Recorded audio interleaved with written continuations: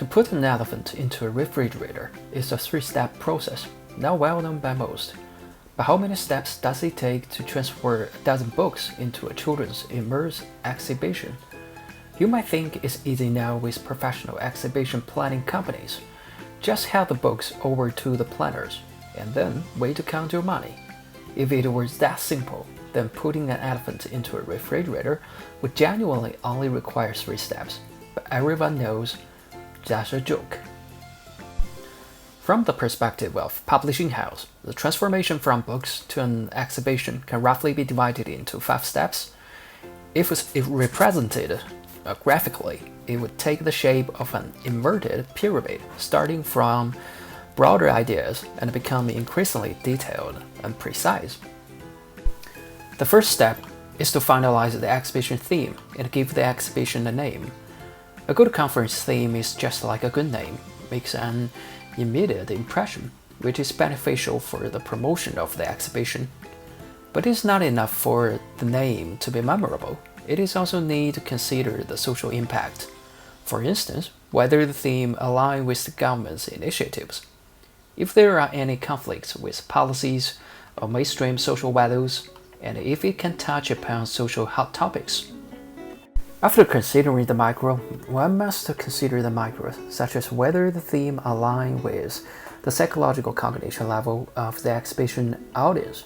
In other words, whether the target audience gets the selling point of your theme, and whether they are interested in paying for it. Hosting the Sigmund Freud exhibition for elementary students will likely not attract many viewers. Next, one must consider one's capabilities. Does the publishing house have enough content with its resources to support the theme of the exhibition? For example, if an exhibition is expected to take an hour to fill, how much content is needed to fill it, and how many minutes should be allocated to each part? This stage requires the exhibition organizer and the publishing house staff to sit down together for discussions. The collaboration between one party that understands the exhibition market and the consumers, and another that understands the publishing house's internal resources is indispensable. So it's not as simple as the publishing house just handing over the book to the exhibition company. In this project, just this phase alone involved more than 5 rounds of meetings. Once the theme and name are decided, the second step is to filter and match the resource of the publishing house. This might seem easy at first. Just gather books related to the theme and voila, easy money. But it's not just simple. In this step, it is crucial to decide what content the publishing house want to promote, similar to how the restaurants have their seasonal, new and signature dishes. The content pushed needs to be consistent with the publishing house's product planning. Additionally, the cost range that the exhibitor can afford must be considered. The exhibitor paying for this content need materials selected with their budget constraints. After considering the exhibitors and the publishing house, the consumer's interest must also be taken into account. Just because the theme is a good match doesn't mean the content's difficulty level will be suitable. For example, a physics book intended for high school students would not be appropriate for a science exhibition targeted at elementary students. After balancing the interest of all 3 parties, the interactive methods that the exhibition can implement also need to be considered. During material selection, one must be able to imagine the interactive designs that can be implemented in the exhibition environment. This task demands creativity, like a chef who can conjure several recipes upon seeing an ingredient. This phrase often requires a half-day meeting between our team members and the exhibitors, going through cycles of anger due to the lengthy discussion. After setting the title and selecting the materials, what's left is to arrange the exhibition, right? Wrong. The third step is to deliver the materials. It might be assumed that our books belongs to the publishing house, but that's not the case. Copyright in publications is very complex, which some rights belong to the authors. and third parties. So it's essential first to determine the ownership of the selected content's right and whether the publishing house has the authority to resell those rights to the exhibitors, a process known as right clearance. This process mainly involves communication by commercial colleagues and can be complicated by factors such as time zone differences, holidays, delayed email responses, and negotiation with foreign authors.